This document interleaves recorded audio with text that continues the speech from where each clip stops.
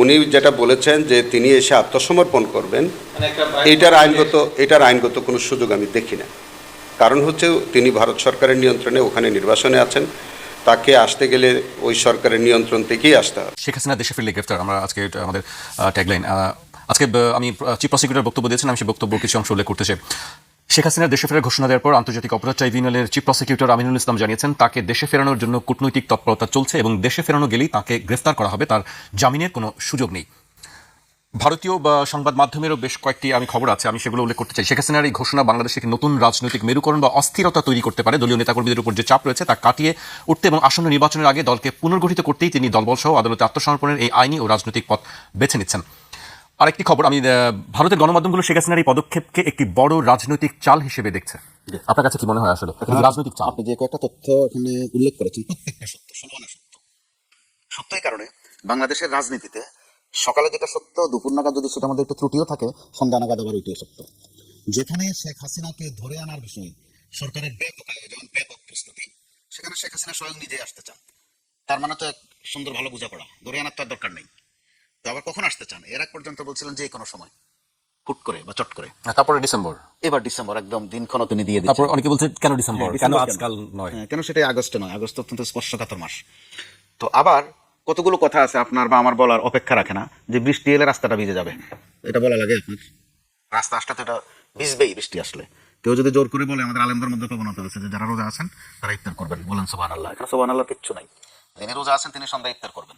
তো শেখ হাসিনা আসলে তো গ্রেপ্তারি হবেন, তার বিরুদ্ধে অসংখ্য মামলা, গুরুতর মামলা। তার জামিনের কোনো সুযোগ নেই। হ্যাঁ, তো আবার এটা হচ্ছে আগাম কথা। কারণ বাংলাদেশে আমরা দেখেছি, ঘটনা উল্লেখ নাই করি, ব্যক্তি উল্লেখ নাই করি, যাতে কারোর মধ্যে মিশ্র প্রতিক্রিয়া না হয়। রাজবেশে এখানে আসার দৃষ্টান্তও আছে, কিন্তু এসে আত্মসমর্পণ করে আইনকে মোকাবেলা করা, এই জিনিসটা এখন অবশিষ্ট আছে বাংলাদেশে। তো সেটা হতেও পারে। আবার তিনি কে? তিনি যেন একজন না, আওয়ামী লীগের সভানেত্রী। এত বড় একটা দল, কে তাকে পছন্দ করলো, কে আওয়ামী লীগকে অপছন্দ করলো, এটাও ম্যাটার করে না। এই দলের কর্মীরা তাদের মতো করেই কিন্তু চলে। আপনি খেয়াল করেছেন, আজ পর্যন্ত শেখ হাসিনা বা ওবায়দুল কাদের বাদে দেন, একদম নিচের গোরান টেম্পো লীগের সভাপতি ধরেন বা কাঁঠাল বাগান ঢালের বৈঠা লীগের সেক্রেটারি ধরেন, বলছে একজনও যে আমরা কোনো ভুলভ্রান্তি করেছি বা আমাদের কমিটি আর কি, হ্যাঁ বলেছে আমাদের কোনো ভুল হয়েছে না। অর্থাৎ চিন্তার জগতে তারা কিন্তু এক আছেন। অতএব শেখ হাসিনাও ভালো করে বোঝেন যে এদেরকে কি বলতে হবে, কি বললে তারা 32 নম্বরের দিকে ছুটবে। আবার ছুটে যদি দুই একটা সিস্টেম লসে পড়ে যায়, কেউ ইন্তেকালও করেন, এতেও আওয়ামী লীগের কিন্তু রাজনৈতিকভাবে লোকসান হয় না, বরং আইটেম যোগ হয়। আমি যেটা বলছি শুনতে কারো কারো খারাপ লাগবে, এটাই বাংলাদেশের বাস্তবতা। এর আগে এক দফায় বোধহয় 32 নম্বরের দিকে পাঠানো হয়েছিল, একবার বোধহয় 0 পয়েন্টে পাঠানো হয়েছিল, কিছু কর্মী মার খেয়েছে। তো কর্মীদের আবেগ উৎকণ্ঠাটা এমন পর্যায়ে, তারা ওই সামান্য মার খাওয়াকে সওয়াবের কাজে মনে করে যে দলের জন্য একটু অবদান রাখতে পেরেছি। এখন শেখ হাসিনা বাংলাদেশের আগামী রাজনীতিতে তিনি অবশ্যই প্রাসঙ্গিক। যারা বলতে চান যে তাকে তিনি অপ্রাসঙ্গিক হয়ে গেছেন বা কবর হয়ে গেছে, নানান তাচ্ছিল্যের সাথে বলেন, তা নয়। বাস্তবতা হচ্ছে বাংলাদেশে আওয়ামী লীগ প্রাসঙ্গিক। ঘুরে দাঁড়াবে কি দাঁড়াবে না, বা কতটুকু দাঁড়াবে, ক্ষমতায় আবার ইহকালও আসতে পারবে কিনা, আছে এসব প্রশ্ন থাকতে পারে, কিন্তু অপ্রাসঙ্গিক নয়। তার এই প্রাসঙ্গিকতা বুঝেই শেখ হাসিনা নিশ্চয়ই ধরনের বক্তব্য দিচ্ছেন। আবার তিনি কতজনই তো কত বক্তব্য দেন, রয়টার্স সহ আন্তর্জাতিক গণমাধ্যমগুলো ওনার বক্তব্যকে এভাবে পিক করেন কেন? জি, এটাও তো একটা প্রশ্ন। আবার তিনি কিছু একটা বলা মাত্রই আমাদের এইদিকে যারা তার বিরোধী আছেন তারা তো চুপও থাকতে পারেন, অগ্রাহ্য করতে পারেন, কিন্তু দেখবেন খেপে গিয়ে অগ্রাহ্য করেন। আবার এক পক্ষ দেখলাম যে গত 2 দিন খুব, অন্তত ফেসবুকে খুব সরব, তাকে আসতে দেওয়া যাবে না, এটা ঠেকাতে হবে। এটা আবার নতুন উপাদান, যেখানে স্বয়ং সরকার চায় আনতে, এত খরচপাতি করে। বিচারের বিষয় আছে, আইনের বিষয় আছে, এখানে কূটনীতির বিষয় আছে, যেন তেন বিষয় না তো। ওনারা খাগড়াছড়ির থেকে নিয়ে আসা না তো, বা গোপালগঞ্জ থেকে ধরে নিয়ে আসা না, আরেকটা দেশে তিনি আছেন, বিশেষ প্রটোকলে আছেন, কূটনীতির অনেক প্রাসঙ্গিকতা সেখানে। তো যারা আবার বলছেন আসতে দেওয়া যাবে না, ঠেকাতে হবে, এটা আবার নতুন উপাদান। কেন আসতে দেওয়া হবে না? তিনি আসতে চান, সরকার ধরে আনতে চায়, আইন তার উপস্থিতি কামনা করে। আমাদের আইনের একজন লোক বলেছেন যে ডিসেম্বরে কেন, উনি পারলে এখনই আসেন, ওনাকে খুব দরকার। তো ওনাকে যখন খুব দরকার, উনি নিজে আসতে চান, তো আপনারা আবার বাধা দিচ্ছেন কেন যে সবাই ঐক্যবদ্ধ হোক, তিনি যেন আসতে না পারেন। অর্থাৎ বিষয়গুলোর মধ্যে একটা ভজগট, উদ্ভট কথাবার্তা। তো নিশ্চয়ই হিডেনে কিছু না কিছু আছে, নইলে তাকে এই আগস্টের আগে জুলাই মাসে এই বৃষ্টি বাদলার দিনেও প্রাসঙ্গিক করা একেবারে যেন তেন বিষয় নয়। প্রাসঙ্গিক অপ্রাসঙ্গিক সেই বিষয়গুলো নিয়ে আবারও আলোচনা করবো। আমাকে একটা বিরতিতে যেতে হচ্ছে, একটা বিরতি নিচ্ছে, ফিরছি এখনই।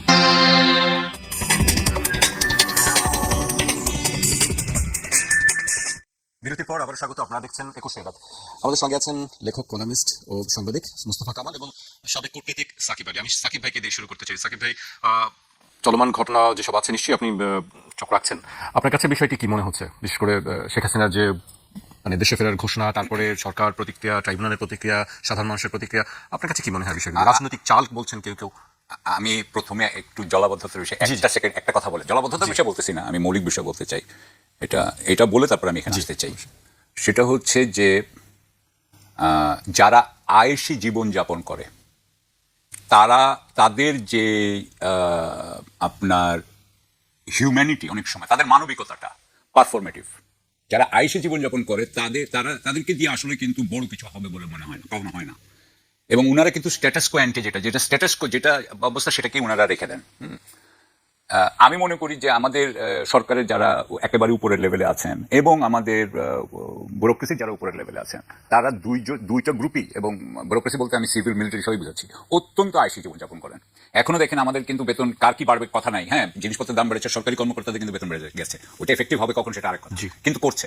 সো আমি মনে করি যে এই যে আয়েশি যেই কমফোর্টেবল, যারা টু কমফোর্টেবল, উনাদের মধ্যে কোনো ব্যাপারে কিন্তু আমি কোনো আর্জেন্সি দেখি না। উনাদের কিন্তু খিদা পাইতে হয় না, উনাদেরকে কিন্তু বৃষ্টিতে ভিজতে হয় না, উনাদের কিন্তু এই সমস্যাগুলো হয় না। এবং যেহেতু সমস্যাগুলো হয় না, আমি এই জন্য কিন্তু উনারা এই কাজটা করবেন এই ব্যাপারে আমি একেবারেই আশা শূন্য, আমার কোনো আশা নেই, zero. And I can bet with other people. হ্যাঁ, হাসছে, কারণ উনি তো সাংবাদিকরা একটা ইয়া করেন, কিন্তু আমি বলতেছি জিরো চান্স। কারণ আমি যে দেখেছি, আমি সেটা দেখে আমি আপনাকে বলছি, আমরা দেখছি, আমরা এটা বাস্তবতা, সাকিব ভাই তার বাস্তবতার কথাই বলছেন। হ্যাঁ ঠিক তো, এবং এটা হওয়ার কোনো কথা নাই। কারণ আপনি যদি মাল মশলা মানে আসে না যে আপনার রান্না করতে গেলে আপনার মাল মশলা যদি একই থাকে তাহলে তো একই রান্না হবে, আপনার মাল মশলা তো কোনো কিছু চেঞ্জ হয় নাই। সো আমি মনে করি না যে এই জলবদ্ধতা বা এগুলো কিছু ইয়ে হবে। এখন আপনি আসি আমরা শেখ হাসিনার ব্যাপারে। এই শেখ হাসিনার ব্যাপারে একটা কথা আছে, আমরা যখন খুব ছিলাম, আমি চাকরি ছেড়ে দেওয়ার পর থেকে যে আইসি জীবন তো গেছে, হ্যাঁ তার আগে তো আইসি জীবন ছিল। আমি বলবো আমি আল্লাহর কাছে চিরকৃতজ্ঞ যে আল্লাহ যে আমাকে আইসি জীবন থেকে বের করে আনছে। কারণ আইসি জীবন থেকে বের হয়ে আমি অনেক কিছু শিখছি। আমি আইসি জীবনে থাকলে শিখতাম না, খুশি লাইফ ছিল, ভালো ভালো পোস্টিং করতাম, সেটা হয়নি, উইচ ইজ ফাইন। আমি এখানে যেটা বলতে চাই, যখন শেখ হাসিনা ছিলেন, আমি এখানে একটা কথা বলতে চাই, আমি কিন্তু কোনো মানুষকে পার্সোনালি অ্যাটাক করার পক্ষপাতী নই, হ্যাঁ আমি কিন্তু এটা করতে চাই না। প্রত্যেকটা মানুষকে আমি কিন্তু তার কাজের হয়তো আমি তার সমালোচনা করছি, কিন্তু আমি কোনো মানুষের সমালোচনা করছি না। সেই হিসেবে আমি বলি যে যখন শেখ হাসিনার সময় যখন সংগ্রাম হইতো বা সংগ্রামের মানে আমরা একটা চেষ্টা করতেছি ইয়ে হচ্ছে, তখন বিএনপির নেতাদের কিন্তু ড্রয়িং রুমে আপনার মাঝে মধ্যে ছবি আসতো, মানে ওনারা ধরেন ড্রয়িং রুমে বসে আছেন, সাক্ষাৎকার দিচ্ছেন, তা আমি দেখতাম যে ওনাদের সাধারণত ড্রয়িং রুমগুলো খুবই জমকালো। তখন আমি একটা নতুন আমার মাথায় ঢুকছিল যে জমকালো যে ড্রয়িং রুম যার, তাকে দিয়ে বিপ্লব হবে না, এটা হয় না, এটা বিপ্লব হইতে পারে না। এবং এই জন্য কিন্তু দেখেন হাসিনাকে কিন্তু সরিয়ে নেয়, সরেছে কিন্তু যে বাচ্চাগুলো, সেই বাচ্চাগুলো কিন্তু আইসি জীবন যাপন করতো না। সুতরাং এখন আমরা আসি যে ওদেরকে যখন সরিয়ে দিল, শেখ হাসিনা চলে গেল, তখন এই বিপ্লব আর সরকারের মধ্যে দূরত্বটা বাড়িয়েছে কে? এটার জন্য একমাত্র দায়ী হচ্ছে আমাদের আর্মি চিফ। আমাদের আর্মি চিফ তখন নাহিদকে বলেছেন, নাহিদ যেটা উনি পার্লামেন্টে বলেছেন যে হয় সাংবিধানিক সরকার নাহলে সামরিক সরকার। উনি বলার কে? তার মানে উনি কি বলতে যাচ্ছেন? তার মানে উনি বলতে যাচ্ছেন বাংলাদেশে কোনোদিন কোনো বিপ্লবী সরকার হবে না, ঠিক আছে? এখন উনারা নাকি এই একটা নির্বাচন হয়েছে, যে নির্বাচন নিয়ে প্রধান বিরোধী দলের নেতা উনিও এটা নিয়ে কমপ্লেন করেছেন, আমরা আগে থেকেই জানতাম, কিন্তু এখন উনি বলছেন, এবং এটা নিয়ে সামাজিক মাধ্যমে কথা হয়েছে যে এই নির্বাচন ঠিক মতো হয় নাই, এখানে অনেক আপনার ঝামেলা আছে। তাহলে ওই আপনি একটা মানে কারচুপির নির্বাচন করে বা একটা ডিজাইন নির্বাচন করে আপনি কি করলেন, একদল লোককে বসালেন যারা আয়েশি, তাদেরকে বসানোর পরে, এবং এখন আপনি বলতেছেন, আমরা তো তখন এটাও বলছিলাম আচ্ছা যে শেখ হাসিনাকে বাংলাদেশে যদি না আনা হয় তাহলে বাংলাদেশ আর ভারতের মধ্যে সম্পর্ক কখনো নর্মালাইজ হবে না, যেটা কিন্তু তৌহিদ হোসেন সাহেব প্রথমে বলছিলেন যে এটা হবে না, এটা কোনো প্রবলেমই নেই, হাসিনার থাকার সাথে বাংলাদেশের সম্পর্ক, এটা ওনার মিস্টেক ছিল। এখন আসেন যে হাসিনা বাংলাদেশে আসবে, এটা তো আমাদের জন্য খুবই ভালো কথা, আসবেন, উনি বিচারের মুখোমুখি হোক। উনি এখানে আসলে it is a open and shut case, you know why? কারণ হচ্ছে যে এখানে আমাদের এখানে আল্লাহ বাঁচাইছে, আমাদের এখানে আব্দুল মামুন সাহেব আছেন, যিনি আইজি ছিলেন, তিনি এখন জেলে বোধহয়, কিন্তু উনি ডাইরেক্টলি নিশ্চয়ই শুনেছেন যে শেখ হাসিনা উনাকে বলেছে যে ওখানে গুলি করতে হবে, এবং উনি যদি একবার বলে থাকেন যে শেখ হাসিনা আমাকে বলেছে ওখানে গুলি করতে হবে বা ওখানে গুলি করতে আমি ওখানে দাঁড়িয়েছিলাম, দ্যাট ইজ ইনাফ। হ্যাঁ প্লিজ একটা মিনিট একটু করি। সেনাপ্রধানের যে বিষয়টা আপনি এনেছেন আজকের এই দিনে হয়তো এ নিয়ে আমরা আলোচনা করছি বা আলোচনার কথা ছিল, ওনার প্রসঙ্গ এসে যাচ্ছে, কিন্তু আপনি 5 আগস্টের দিনটির কথা যদি ভাবেন, ওই দিনে আমাদের ভাবনার মধ্যেও ছিল না যে আপাতত ফুল স্টপ না হোক, কমা বা সেমিকোলনও কিভাবে করতে পারে ওই অবস্থাটার মধ্যে। সেনাপ্রধান যে বিচক্ষণতার প্রমাণটা সেদিন দিয়েছিলেন 5 আগস্টে, সব মহলকে, মাঠের সব মহলকে একসাথে করা, এবং এটা বাংলাদেশের ইতিহাসে বোধহয় রেকর্ড হয়ে থাকবে, এক সময় পাঠ পঠনের বিষয় হবে। তিনি কিন্তু প্রথম কথা বলেছিলেন রাজনীতিবিদদের সাথে, এটা কিন্তু এক ঐতিহাসিক বিচক্ষণতা, কাউকে তিনি অগ্রাহ্য করেননি। তিনি শিক্ষার্থীদের সাথেও কথা বলেছেন, সেই সমান্তরালে আরেকটা বিষয় যেটা ঘটেছে, এখনো মাঝে মধ্যে সমালোচনা হয় অথবা প্রশ্ন উঠানো হয় কিন্তু ফয়সালা আসে না, যে আওয়ামী লীগের বেশ কতক লোককে আশ্রয় দেয়া, এই জিনিসগুলোকে যদি আপনি একসাথে করে বিশ্লেষণ করেন, ওই সময়ের জন্য এটা ছিল একটা দাওয়াই। এই উত্তপ্ত পরিস্থিতিটাকে একটা জায়গায় আনা, অর্থাৎ পরিস্থিতি সামলানো যেটাকে বলে। সচরাচর আমাদের সেনাপ্রধানদের বিভিন্ন জনের বিভিন্ন রকম ভূমিকা আছে, এখানে তো প্রেসিডেন্ট জিয়াউর রহমানের ভূমিকাটা একদম সন্ন্যাস করে সে 71 থেকে। পরবর্তীতে আরো বিভিন্ন জনের আছে, 90-তে নুরুদ্দিন খানের আছে, জেনারেল নুরুদ্দিন খানের। এই 2024-এ এসে 5 আগস্টে এই সেনাপ্রধানের যে ভূমিকা, এটা কিন্তু আমাদের রাজনীতির বিজ্ঞানে বা রাষ্ট্রবিজ্ঞানে খুব সুন্দর করে লেখা থাকবে, অন্তত সেই দিনের ভূমিকাটা। এরপরে যেটা সাকিব আলী ভাই বলেছেন নির্বাচন সহ অন্য অন্য বিষয়, সেটা কিন্তু একেবারে ভিন্ন আরেকটা বিষয়। তো ওই রকম জায়গায় সেনাবাহিনী প্রধানকে একদম দোষারোপ করাটা বোধহয় খুব সুন্দর হয় না। আমি অন্তত 5 আগস্টের বিষয়টা আমি একটু কামাল ভাইয়ের সাথে একটু এটা নিয়ে কথা বলতে চাই। We have got the platform, so let us do it. আমি ন্যাশনাল ডিফেন্স কলেজে পড়াইছি 3 বছর, সেখানে ব্রিগেডিয়ারদেরকে আমি পড়াইতাম।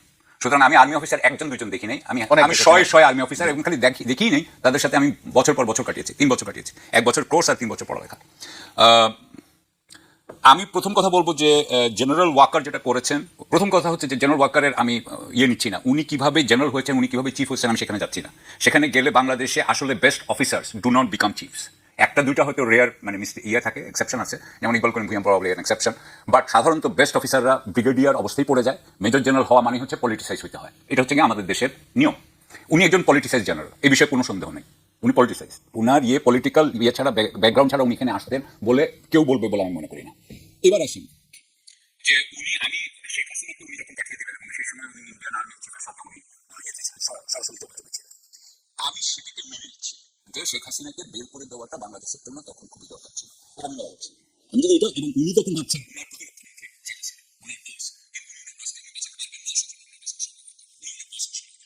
আমি এটুকু মেনে নিতে পারি, কিন্তু যে মুহূর্তে উনি সরিয়ে দিলেন, আমি যেটা মনে করি যে উনি কিন্তু আওয়ামী লীগের 626 জনকে কাকে কাকে রেখেছেন, যতগুলো ডিজিএফআই ছিল, যতগুলো আর্মি অফিসার ছিল যারা গুম খুনের সাথে ছিল বলে অনেকেই জানে, কাউকে উনি কিন্তু কাউকেই ধরেন নাই অলমোস্ট, এই খালি একজন ছাড়া। সুতরাং আর্মির ভিতরে, এবং উনি যেটা করেছেন, উনি কন্টিনিউইটি মেনটেন করতে চেয়েছেন। ওনার কথাটা হচ্ছে কন্টিনিউইটি মেনটেন। কন্টিনিউইটি মেনটেনটার একটা আপনার মূল্য আছে, এটা করতে হয়। কিন্তু বিপ্লবের সময় 2000 ছেলেকে যেই দেশের সরকার মারছে, সেই সরকারের অধীনের যে কয়টা জেনারেল আছে, দে আর অল সাসপেক্ট। তখন কি শেখ হাসিনা কিভাবে প্রমোশন দিত আমরা জানি না, কিভাবে আপনার জেনারেলদেরকে ব্যবহার করতে আমরা জানি না। সুতরাং দে আর অল সাসপেক্ট, এবং উনি কি করছেন, সব সাসপেক্টকে পালাতে দিচ্ছেন। এখন আমি আপনাকে বলি, এইটার ইতিহাস লেখা হবে। উনি যে রাজনীতিবিদদেরকে নিয়ে সামনে নিয়ে আসছেন, সেই রাজনীতিবিদরা কি আমাদেরকে কি এই যেই দেশ দিচ্ছে, জলাবদ্ধতা, 57 বছরের জলাবদ্ধতার দেশ দিচ্ছে না? আপনি একটু আগে তো এই জলাবদ্ধতার করলেন, আবার এখনই আসা বলতেছেন যে না ওই রাজনীতি ভালো, তাহলে জলাবদ্ধতার ভালো মন্দের প্রশ্ন নাই, যে ইনভলভ করা, একটা সমস্যা সামনে নিয়ে এসে সেটার একটা ফয়সালা রচনা করা। উনি ওখানে শুধু রাজনীতি না থাকে বলে ভাই, ওখানে কিন্তু কূটনীতির বিষয় ছিল, আপনি নিশ্চয়ই ভালো করে জানেন। শুধু রাজনীতি না, এই কাজগুলো তিনি করেছেন শক্ত হাতে। উনি শক্ত হাতে কিছুই করেন নাই। উনি যেটা করছেন সেটা হচ্ছে যে যেটা শেখ হাসিনার যে সরকারি ব্যবস্থা ছিল, যে অ্যাপারেটাস ছিল, সেই অ্যাপারেটাসকে উনি সেভ করছেন। সেই যে সেভ করছেন, তার দাম, তার মূল্য আমাদেরকে আজকেও দিতে হবে, আগামী 3 মাস পরেও দিতে হবে, আগামী 6 মাস পরেও দিতে হবে। যতদিন ধরে শেখ হাসিনার অ্যাপারেটাস এখানে থাকবে, ততদিন ধরে বাংলাদেশে, আপনি তো দেখতেছেন বাংলাদেশের অর্থনীতির অবস্থা খুব ভালো না, এটা ভালো হবে না। এবং আপনি আমি চ্যালেঞ্জ দিলাম তো, বাংলাদেশের যে বাস্তবতা, ওখানে আপনি শেখ হাসিনা মুক্ত একটা বাংলাদেশ করে ফেলবেন, আওয়ামী লীগ মুক্ত একটা বাংলাদেশ করে ফেলবেন, বিএনপি মুক্ত একটা বাংলাদেশ করে ফেলবেন, সেটা কখনো হয়নি। জামাত মুক্ত বাংলাদেশ, জামাত মুক্ত তো আশা করেছি আমরা, আমরা তো জামাত মুক্ত বাংলাদেশও আশা করেছি। একটা হচ্ছে যে বলার জন্য আমরা আশা করি না করি, কিন্তু এই জিনিসগুলো আমরা দেখেছি, আমরা কোনো কিছু আশা করি না। কিন্তু ওখানে একটা সংশোধনের প্রশ্ন আছে, উপলব্ধির প্রশ্ন আছে। 24 তো আমাদেরকে সেই উপলব্ধির একটা বার্তা দিয়ে গেছে। আজকে সাকিব আলী ভাই তার মতো করে যে বিশ্লেষণটা করেছেন, একসময় কি আমরা এভাবে বিশ্লেষণ করতে পেরেছি? পারি নাই তো, বা করার দরকারও মনে করিনি। অথবা সাকিব আলী ভাই আগে করেছেন কিনা এই বিশ্লেষণগুলো, এই ল্যাঙ্গুয়েজ আমি ঠিক জানি না। তো পেরেছি তো, পারছি তো, এটা তো একটা ভালো দিক। আমি সেটা বলতে চাচ্ছি মূলত, কারণ এই সেনাপ্রধান তো ভিন্ন দেশ থেকে আসেন না, বা নতুন করেও আসেননি, মঙ্গল গ্রহ থেকেও আসেননি। তিনি যে এই দেশের বাস্তবতাটা উপলব্ধি করে একটা মধ্যপন্থা অবলম্বন করে আমাদেরকে একটা স্মুথ জায়গায় আনতে পেরেছেন, এটা তো আমরা অনেকে আশা করিনি, যে পরিস্থিতিটা কোন দিকে যেন যায়। আমি মনে হয় এটা উনি যেটাকে, মোশাররফ কামাল ভাই যেটাকে স্মুথ বলছেন, আমি সেটাকে বলবো যে আমাদের অন্তর্বর্তীকালীন সরকার এবং বিএনপি সরকার 2000 বাচ্চার রক্তের উপর দিয়ে গেছে, পা মারিয়ে উঠছে। এবং আজকে আমার মনে হচ্ছে যে, আজকে বলতে আপনার সাথে কথা না, মানে এই দেশের বাস্তবতা দেখে বলছি, এখন পর্যন্ত আমার দেখলে মনে হয় যে কিছুই চেঞ্জ হয়নি। এটা আমার কথা না, এটা দেশের সব মানুষের কথা, যে কিছুই চেঞ্জ হয়নি। তাহলে 2000 ছেলে কেন প্রাণ দিল? এই 30,000 বা 20,000 বা 5,000 এই যে বাচ্চারা তাদের হাত পা চোখ দিল, এটাতে আমাদের কি পরিবর্তনটা হয়েছে বলেন আপনি? কি পরিবর্তনটা হয়েছে? সুতরাং কোনো পরিবর্তন হয়, এবং এই যে পরিবর্তন হয় নাই, এটার জন্য একটা বড় ভূমিকা, আমি সরি, আমার সাথে জেনারেল ওয়াকারের কোনোদিন দেখা হয় নাই, কোনো পরিচয় নাই, উনি হয়তো পার্সোনালি খুবই ভালো মানুষ, আমি কিন্তু দেখেন উনি হয়তো পার্সোনালি খুবই ভালো মানুষ in person, but what he did as far as I am concerned, আমি ইমাজিনেটিভ মানুষ, আমি কল্পনা আমি মনে করি উনার কোনো ইমাজিনেশনই নেই, জিরো ইমাজিনেশন। এবং উনি কি করছেন, উনি তখন যেভাবেই হোক ওই অন্তর্বর্তীকালীন সরকারটাকে ইয়ে করছেন, উনি এটাকে আবার আমরা যেই প্রবলেমেটিক ইয়েতে ছিলাম, অবস্থায় ছিলাম, এটা যে প্রবলেমেটিক এটা ওনার বোঝার ক্ষমতা নেই, উনি কি করছেন উল্টা করে আমাকে আবার এই প্রবলেম মধ্যে ঢুকে দিচ্ছেন। So that's where we are, আমাদের কিছু চেঞ্জ হয় নাই, and it will not happen, it will not, আপনি দেখেন এর কিচ্ছু হবে না, একই জিনিস চলতেছে। যাক, আপনি আপনার উপলব্ধি বলেছেন, আমরা আশা করবো যে অবশ্যই কিছু হবে। আবার কিছু হয়েছে বলে একটা নির্বাচন কিন্তু হয়েছে, 57 যেটা বছরে আমরা কত নির্বাচন হলো বলেন? না, এবারে নির্বাচনটার একটা ভিন্ন মাত্রা আছে সাকিব আলী ভাই। আমরা নির্বাচন তো ভুলেই গিয়েছিলাম যে নির্বাচন কাকে বলে, ভোট দেখেছি মাঝে মধ্যে। কামাল ভাই, সাকিব আলী ভাই, আমি একটু আবার অন্য প্রসঙ্গে আসতে চাই। আমি একটু সীমান্ত নিয়ে কথা বলতে চাই, গঙ্গার পানি চুক্তি নিয়ে, এই বিষয় নিয়ে কথা বলতে চাই একটু। আমরা দেখলাম যে সম্প্রতি পশ্চিমবঙ্গের মুখ্যমন্ত্রী শুভেন্দু অধিকারী আবার সেই একই কথা, অনুপ্রবেশ নিয়ে আবার তিনি কথা বলেছেন, সেটি তিনি বলতেই পারেন। আমি আর একটি বিষয় হলো গঙ্গার পানি চুক্তির বিষয়ে একটি তথ্য উল্লেখ করতে চাই। ভারতের জন্য এই মুহূর্তে অন্যতম বড় এজেন্ডা হলো 1996 সালে স্বাক্ষরিত 30 বছর মেয়াদী গঙ্গা পানি চুক্তির মেয়াদে 2026 সালেই শেষ হয়ে যাওয়া। ভারতের সংসদীয় স্থায়ী কমিটির প্রধান ডক্টর শশী থারুর সুপারিশ করেছেন, বিগত 3 দশকের নতুন তথ্য ও নদীর প্রবাহ বিবেচনা করে বাংলাদেশের সাথে দ্রুত এই চুক্তি নবায়নের আলোচনা শুরু করা উচিত। গঙ্গা চুক্তি নিয়ে আরেকটি ভারতের সংসদীয় কমিটি বলছে যে বাংলাদেশ সীমান্তে ড্রোন, মোশন সেন্সর এবং স্যাটেলাইট প্রযুক্তির মতো আধুনিক নজরদারি বাড়ানোর সুপারিশ করেছে, যাতে সীমান্ত দিয়ে কোনো ধরনের চরমপন্থী অনুপ্রবেশ না ঘটে। সাকিব ভাই, দুটি বিষয়, একটা হচ্ছে গঙ্গার পানির ব্যাপারে তারাই বেশ এখন দেখছি নমনীয় যে আসলে গঙ্গার পানির চুক্তি নতুন করে করা উচিত, এটি সংসদীয় কমিটির প্রধান ডক্টর শশী থারুর সুপারিশ করেছেন। আরেকটি সংসদীয় কমিটি তারা বলছে যে সীমান্ত এলাকায় নজরদারি বাড়ানোর জন্য যেসব এলিমেন্টসগুলো দরকার সেই জিনিসগুলো বসানোর কথা বলেছে। আপনি কিভাবে দেখেন বিষয়? আমি এখানে দেখি যে গঙ্গা পানি চুক্তির ব্যাপারে ইন্ডিয়ান একটা পজিশন আমি যেটা পাই, সেটা হচ্ছে ওনাদের এক্স অ্যাম্বাসেডাররা, যা ফরমার অ্যাম্বাসেডার ছিলেন টু বাংলাদেশ, হাই কমিশনার, তারাও যেটা বলতেছেন একজন দুজনের মুখে আমি শুনেছি পাবলিকলি, যে যদি চীনকে যদি তিস্তা ব্যারাজের ইয়ে দিয়ে দেওয়া হয়, আপনার তিস্তার কাজটা দিয়ে দেওয়া হয়, তাহলে তারা আমাদের সাথে গঙ্গা পানি চুক্তি করবে না। মানে তাদের টিট ফর ট্যাট আছে তো, তারা কি করবে, তাদের পদক্ষেপ হচ্ছে তারা গঙ্গা পানি চুক্তি করবে না। সুতরাং গঙ্গা পানি চুক্তি যখন, তাহলে আমি এটাকে যদি একটু ঘুরাই, তাহলে গঙ্গা পানি চুক্তির কথা যখন শশী থারুর বলছেন, তখন হয়তো এটার মিনিংটা হচ্ছে যে তোমরা চীনের সাথে এটা সাইন করো না, তাহলে গঙ্গা পানি চুক্তি হয়ে যাবে।